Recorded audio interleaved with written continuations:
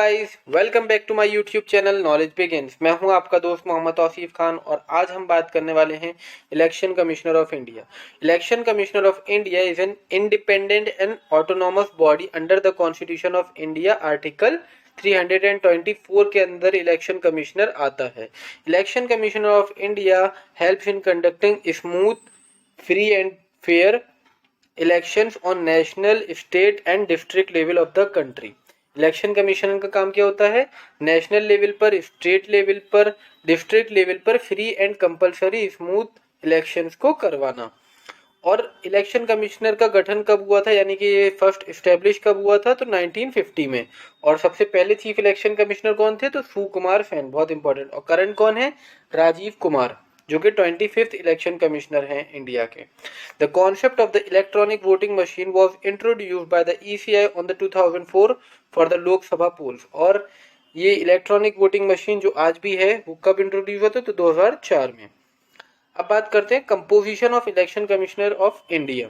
The election commissioner shell consist of the election commissioner, एक तो election commissioner होता है और अदर इलेक्शन कमिश्नर भी होते हैं, एक चीफ और दूसरे अदर इलेक्शन कमिश्नर। लेकिन इनकी कोई फिक्स नहीं होता, अगर जरूरत होती है तो रखा जाता है और टाइम टू टाइम ये कोई फिक्स नंबर नहीं होता, अकॉर्डिंग टू द सिचुएशन होता है। The appointment of the chief election commissioner and the other commissioner shall be made by the president. जो चीफ इलेक्शन कमिश्नर है और अदर के कमिश्नर है उन्हें अपॉइंट कौन करता है? तो प्रेसिडेंट अपॉइंट करते हैं। Next, when an other election commissioner is so appointed, the chief election commissioner shall act as the chairman of the election commissioner. जब दूसरे इलेक्शन कमिश्नर चूज कर लिए जाते हैं तो चीफ इलेक्शन कमिश्नर जो है वो एज अ चेयरमैन भी एक्ट करते हैं इलेक्शन कमीशन के। तो चेयरमैन भी, चीफ इलेक्शन कमिश्नर ही चेयरमैन भी होते हैं, हम ये कह सकते हैं। The president may also appoint after consultation with the election commissioner such regional commissioner as he consider necessary to assist the commission. और दूसरे अगर जरूरत होती है तो और भी कमिश्नर्स को अपॉइंट किया जाता है कंसल्टेशन के इलेक्शन कमीशन के प्रेसिडेंट के साथ। The condition of service and tenure of the office election commissioner and regional commissioner shall be such as the president may by rule determine, जैसा रूल में डिटरमाइन किया जाता है। अब देखते हैं टेन्यूर इलेक्शन कमिश्नर का। तो इलेक्शन कमिश्नर का जो टेन्यूर होता है वो 6 ईयर्स का होता है, या फिर हम कह सकते हैं at the age of 65 years. अब देखते हैं power and functions of election commissioner.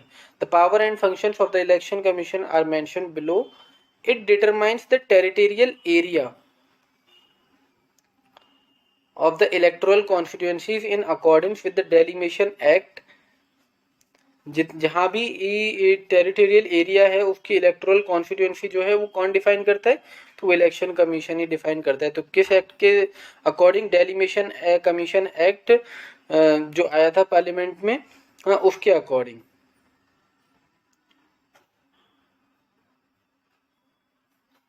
It prepares the electoral rolls and revise them time to time. Electoral rolls क्या होते हैं? मतलब जो लिस्ट आती है इलेक्शन से पहले, वोटर्स लिस्ट यानी कि जिसे हम कहते हैं, उसे टाइम टू टाइम अपडेट करना, और जो लोग 18 के हो गए उन लोगों को लिस्ट में लेकर आना ताकि वो भी अच्छे से वोट दे सकें। It register all the eligible voters. It prepare and notify the schedule of the election. ये बताते हैं कि इलेक्शन कब होंगे और उसका शेड्यूल भी बनाते हैं। It receive and scrutinise the nomination paper from all the candidates in the election. और जो भी पेपर साइन किए जाते हैं उससे पहले जो भी फॉर्मेलिटीज होती हैं, नॉमिनेशन भरा जाता है जो कैंडिडेट्स होते हैं उनका, तो वो भी इलेक्शन कमीशन ही करते हैं। और वो साथ के साथ उनके सारे पेपर को चेक करते हैं। एज यानी कि जो भी लिमिट्स चाहिए होती हैं, एज लिमिट, कोई क्वालिफिकेशन तो नहीं चाहिए होती है जैसे हमें पता है, लेकिन जो एज चाहिए होती है या फिर कोई ऐसा क्रिमिनल केस तो नहीं है, तो उसके बेसिस पर ये भी यही चूज करते हैं इलेक्शन कमिश्नर। और अगर किसी को खत्म करना है कि ये नहीं लड़ सकते इलेक्शन कमिश्नर इलेक्शंस, तो वो भी इलेक्शन कमीशन ही करते हैं। It register political parties and grant recognition to them. It provides election symbol to the political parties. और पॉलिटिकल पार्टीज को सिंबल भी यही प्रोवाइड करते हैं election commission. It provides the status of national or state parties to the political parties on the basis of their performance in the elections। कोई national party है या state party है, ये जो ये भी कौन बताता है, ये स्टेटस भी कौन देता है, तो इलेक्शन कमीशन ही देता है। इलेक्शन कमीशन के पास ही ये पावर होती है। It acts as the court to look into disputes regarding the recognition of political parties and allotment of symbol to them। और इलेक्शन कमीशन जो है वो एक कोर्ट की तरह भी काम करता है। वो सारे डिस्प्यूट्स पर नज़र रखता है, कोई डिस्प्यूट्स तो नहीं हो रहा, या कोई पॉलिटिकल पार्टीज में कोई ऐसी वो तो नहीं है, लोगों को डरा धमका तो नहीं रहे, तो फिर उनका नॉमिनेशन जो है वो कैंसिल कर दिया जाता है। It appoints officer to inquiry disputes relating to electoral arrangements। अगर कोई इलेक्टोरल अरेंजमेंट में कहीं पर कोई दिक्कत आती है तो उसके लिए अपॉइंटमेंट जो होता है ऑफिसर्स का इंक्वायरी के लिए, वो भी इलेक्शन कमीशन ही करते हैं। It prepares the timetable for the publicity of the policies and programs of political parties through TV and radio।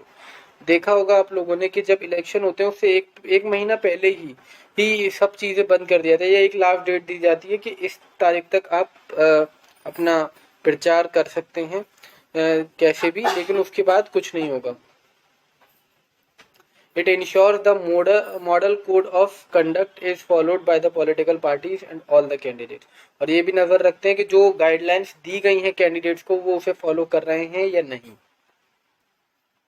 It advises the president on matters relating to the disqualifications of the members of the parliament। और ये president को advice भी करते हैं कि इस candidate को disqualify कर दिया जाए अगर कोई भी वो इस तरीके का एक्ट करते हैं जो कि सही नहीं है और गाइडलाइन के खिलाफ है। It advises the governor of the state. और जब स्टेट लेवल पर होता है तो गवर्नर को करते हैं, क्योंकि हमें पता है कि नेशनल लेवल पर प्रेसिडेंट देखते हैं और स्टेट लेवल पर गवर्नर, तो वो गवर्नमेंट को एडवाइस करते हैं जब कोई किसी का डिस्क्वालिफिकेशन करना होता है, डिस्क्वालीफाई करना होता है किसी को। तो ये थे power and functions. I hope you guys understand. Please like my video and subscribe to my YouTube channel. Thank you, thanks for watching guys.